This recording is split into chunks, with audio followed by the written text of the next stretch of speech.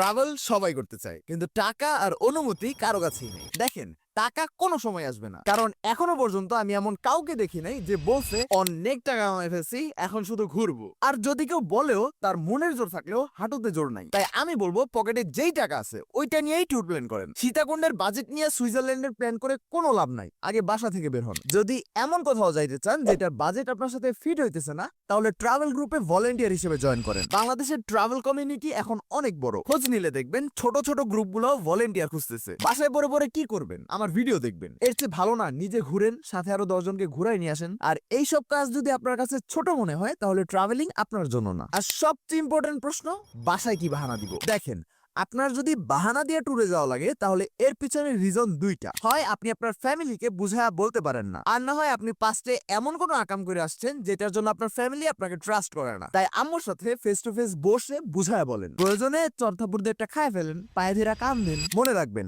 আম্মুকে পটাইতে পারলে আম্মুই আব্বুকে পটাই দিবে। আর আপনি যদি মেয়ে হন, তাহলে আম্মুকে বুঝায়া কোনো লাভ নাই। নিজেকে বুঝান যে বিয়ের পরে সব হবে। আর যাদের বন্ধুরা ট্যুরে যেতে চায় না, আপনাদের বন্ধুরা আসলে বন্ধু না, ওরা আসলে বান্ধবী। ওদেরকে ধোঁয়ায় মেনশন করেন। এখন প্রশ্ন হচ্ছে, এত কিছু করার পর আপনি সঠিক ট্যুর প্ল্যানটা কার কাছে পাবেন? ওইটার জন্য আমি আছি।